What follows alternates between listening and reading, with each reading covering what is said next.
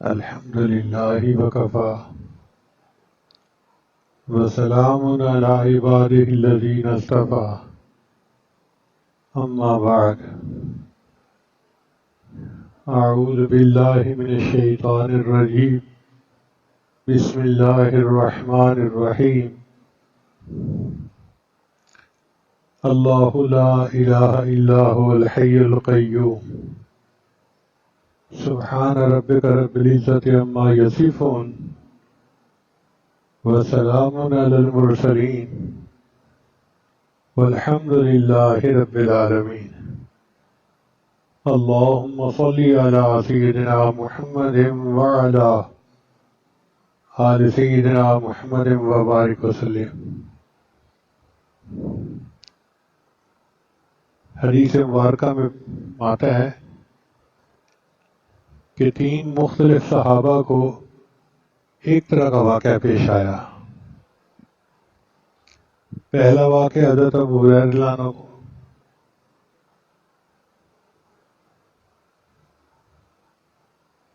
زکوٰۃ کی کچھ گندم تھی جس کا ان کو نگران بنایا نبی علیہ السلام نے۔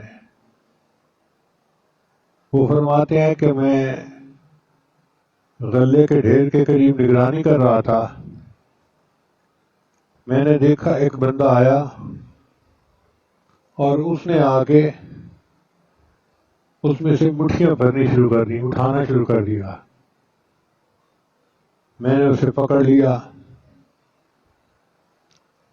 اس نے کہا کہ میں عیالدار ہوں، بڑا محتاج ہوں، بڑا ضرورت مند ہوں، پلیز مجھے چھوڑ دیں، منت سے ماجت کی۔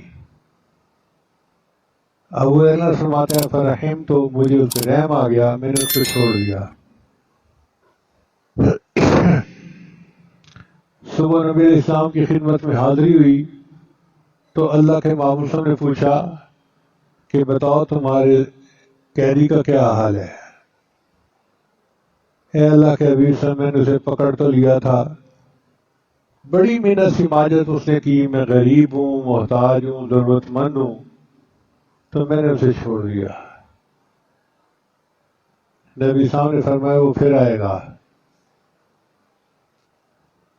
ابو ہریرہ نے فرماتے ہیں کہ مجھے یقین ہو گیا کہ آج رات اس نے پھر آنا ہے، پھر میں پہرے پہ بیٹھ گیا۔ پھر رات کے ایک وقت میں پھر وہی آیا، میں نے اسے پکڑ لیا، پھر اس نے محنت سے ماجت شروع کر دی، میرا عیال ہے اور میں بڑا محتاج ہوں، آپ مجھے چھوڑ دیں۔ ابو ہریرہ فرماتے ہیں کہ مجھے رحم آیا، میں نے چھوڑ دیا۔ پھر دن میں نبی علیہ السلام نے پوچھا بتاؤ بھائی تمہارے قیدی کا کیا حل؟ اے اللہ کے حبیب صلی اللہ علیہ وسلم،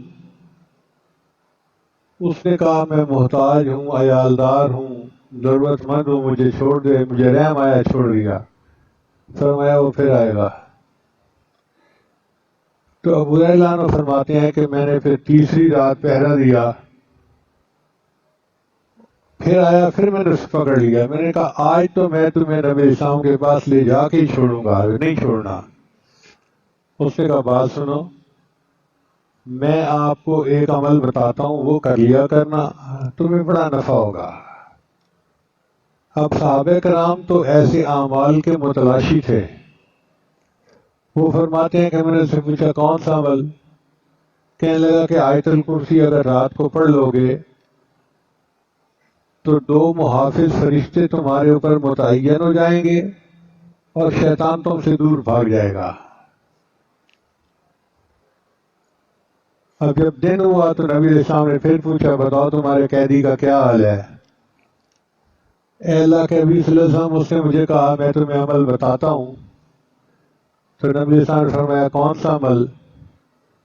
اس نے یہ کہا تھا کہ آیت الکرسی رات کو سوتے ہوئے پڑھ لیا کرو، 2 فرشتے متعین ہو جائیں گے تمہاری حفاظت کے لیے اور شیطان تم سے دور بھاگ جائے گا۔ نبی السلام نے فرمایا قد صدقہ وہو کذوب، بات تو سچی کر گیا ہے جھوٹا۔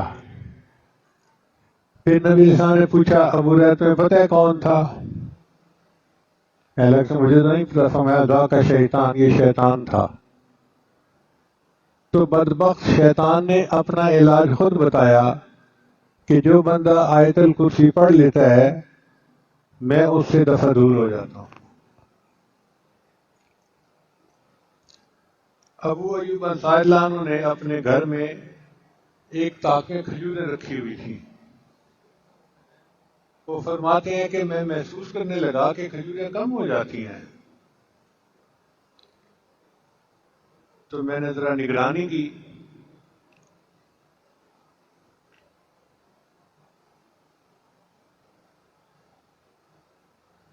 تو میں نے دیکھا کہ ایک عورت ہے رات کو جو میری کھجوریں چرا رہی ہے۔ میں نے ان سے کہا کہ تم کون ہو؟ کہنے لگی میں جن عورت ہوں۔ میں نے کہا کہ میں تو تمہیں نبی السلام کے سامنے پیش کروں گا۔ اس نے کہا کہ آپ مجھے چھوڑ دیں، میں نہیں آؤں گی۔ تو ابو الدرداء لانو نے اس کو چھوڑ دیا، نہ ابو ایوب انصاری لانو نے اس کو چھوڑ دیا۔ وہ دوسری رات پھر آئی، پھر یہی واقعہ پیش آیا۔ نبی اسلام نے فرمایا کہ وہ جھوٹی ہے، وہ پھر آئے گی۔ اور وہی ہوا کہ تیسری رات ابو جان نے پھر اس کو چوری کرتے دیکھ لیا۔ اب تو ان کو بڑا غصہ، انہوں نے کہا کہ اب تو ہو ہی نہیں سکتا، میں تمہیں نبی اسلام کے سامنے ضرور پیش کروں گا۔ اس نے کہا کہ میں تمہیں ایک عمل بتاتی ہوں، تمہیں فائدہ ہوگا۔ کون سا عمل؟ کہ رات کو سوتے ہوئے آیت الکرسی پڑھ لیا کرو، شیطان تمہارے نزدیک نہیں آئے گا۔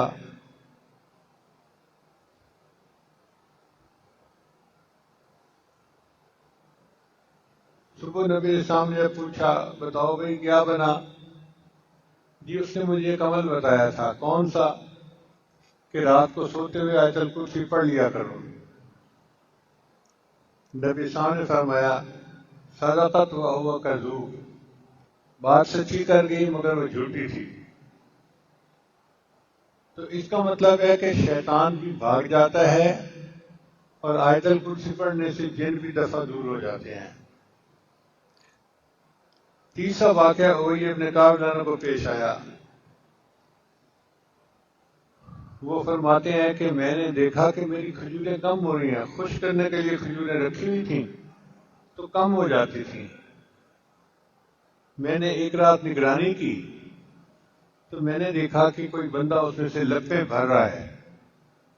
میں نے اسے پکڑ لیا، پھر میں نے اس سے پوچھا اجنیٌ ام انسیٌ، تو انسان ہے یا جن ہے؟ اس نے کہا میں جن ہوں۔ انہوں نے فرمایا تمہیں ہاتھ دکھاؤ۔ تو جیسے کتے کے ہاتھ ہوتے ہیں اس کے ہاتھ اس طرح تھے اور اس پر بال بھی تھے، یعنی انسانوں کے تو بال اتنے نہیں ہوتے، اس کے ہاتھوں پہ بال زیادہ تھے۔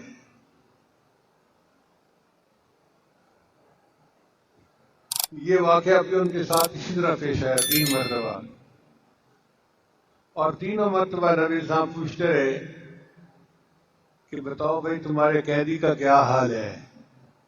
اے اللہ کے نبی صلی اللہ علیہ وسلم، اس نے مجھے ایک عمل بتایا کہ تم کر لیا کرو تو محفوظ ہو جاؤ گے۔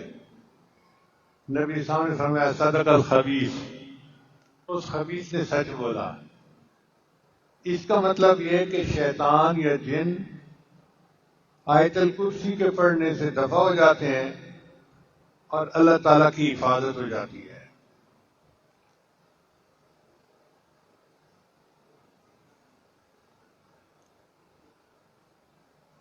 ایک حدیث مبارکہ میں آتا ہے اور یہ روایت سیدنا حسن لانو سے ہے، وہ فرماتے ہیں کہ جو بندہ نماز کے بعد آیت الکرسی کی تلاوت کر لیتا ہے وہ اگلی نماز تک اللہ کی سپرداری میں آ جاتا ہے۔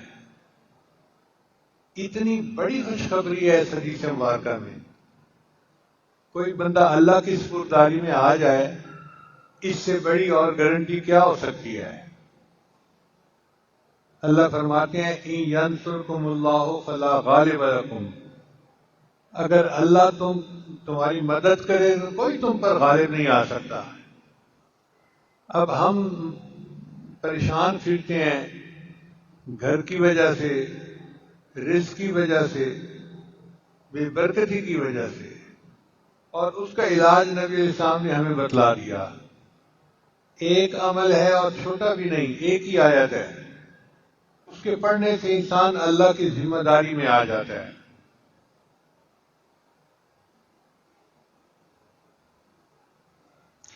اور ایک حدیث مبارکہ میں ہے کہ ہر نماز کے بعد جو بندہ آیت الکرسی پڑھتا ہے، اس کے اور جنت کے درمیان صرف موت کا فاصلہ ہوتا ہے۔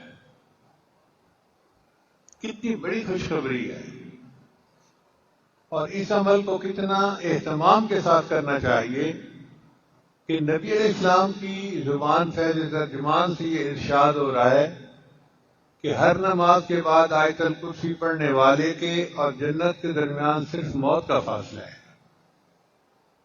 موت آئی اور جنت مل گئی۔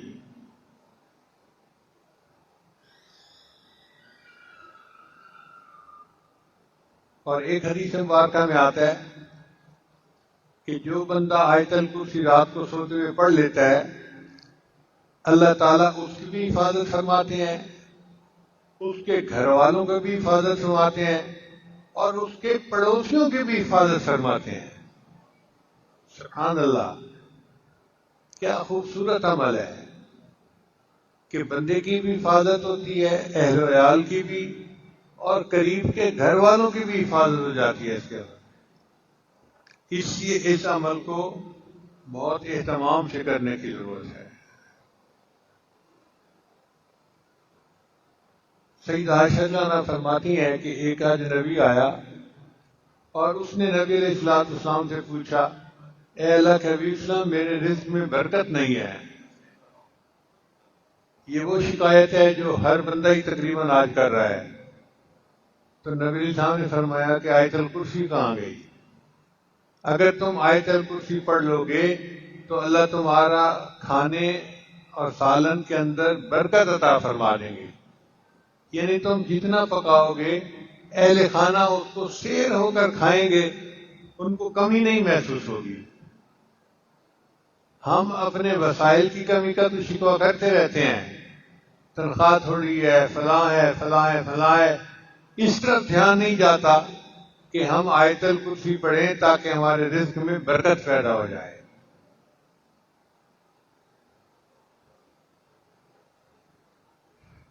حضرت عبداللہ بن عباس عنہ فرماتے ہیں کہ نبی صلی اللہ علیہ وسلم نے فرمایا، آیت الکرسی پڑھنے والے کو اللہ شکر کرنے والا دل، صدیقین کے اعمال اور نبیوں جیسا اجر عطا فرماتے ہیں۔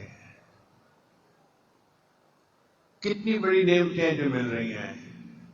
شکر کرنے والا دل، صدیقین کے اعمال اور نبیوں کے جیسا اجر عطا فرماتے ہیں۔ نبی اسلام نے ارشاد فرمایا کہ آیت الکرسی عرش کے خزانوں میں سے ایک بڑی نعمت ہے جو کسی نبی کو نہیں ملی، صرف اللہ نے مجھے عطا فرمائی۔ یعنی یہ انعام اللہ نے فقط اپنے محبوب صلی اللہ علیہ وسلم کو عطا کیا تاکہ ان کی امت اس سے نفع اٹھائے، کسی اور نبی کو نہیں ملی۔ اب آپ بتائیے یہ کتنا بڑا عمل ہے جس کو کرنا ہمارے لیے ضروری ہے۔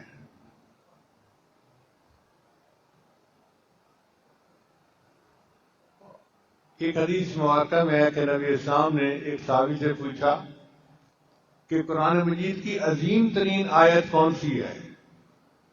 ان کا جی آیت الکرسی۔ تو نبی اسلام نے مبارک ہو اللہ تمہیں نے جو علم دیا ہے اس میں برکت ہو۔ اور ایک حدیث مبارکہ میں آتا ہے کہ اسم اعظم 3 صورتوں میں ہے، ایک سورہ بقرہ، دوسرا سورہ آل عمران اور تیسرا سورہ طٰہٰ۔ تو ایک بزرگ فرماتے ہیں میں نے غور کیا کہ یہ کون سا اسم اعظم ہو سکتا ہے، تو مجھے یہ محسوس ہوا کہ سورہ بقرہ میں آیت ہے اللہ لا الہ الا هو الحی القیوم، اور سورہ آل عمران میں ہے الف لام میم اللہ لا الہ الا هو الحی القیوم، اور سورہ طٰہٰ کے اندر آیت ہے وَأَنَتِ الْوُجُوهُ لِلْحَيِّ الْقَيُّومِ۔ تو وہ فرماتے ہیں کہ میرا یہ گمان ہے کہ الحی القیوم یہ اللہ تعالیٰ کا اسم اعظم ہے، اس لیے ہم نے محراب میں یا حی یا قیوم لکھ کے لگایا ہے کہ بعض مفسرین کے نزدیک یہ اسم اعظم ہے۔ ہمارے بزرگوں نے اس کو مزید آگے نکھارا، وہ فرماتے ہیں کہ نہیں، جو اسم اللہ ہے وہ اسم اعظم ہے۔ بہرحال یہ قرآن مجید کی عظیم ترین آیت ہے، اور وہ خاص نعمت ہے جو اللہ نے فقط اپنے پیارے محبوب ہم کو عطا فرمائی، کسی اور نبی کو عطا نہیں کی گئی، اور نبی علیہ السلام نے ہم تک کی امانت پہنچا دی۔ ہمارا حال دیکھو کہ ہم اس عمل کی طرف دھیان ہی نہیں کرتے، سوچتے ہی نہیں۔ اللہ تعالی ہمیں باقاعدگی کے ساتھ اس عمل کو کرنے کی توفیق عطا فرمائے۔ وآخر دعوانا ان الحمد للہ رب العالمین۔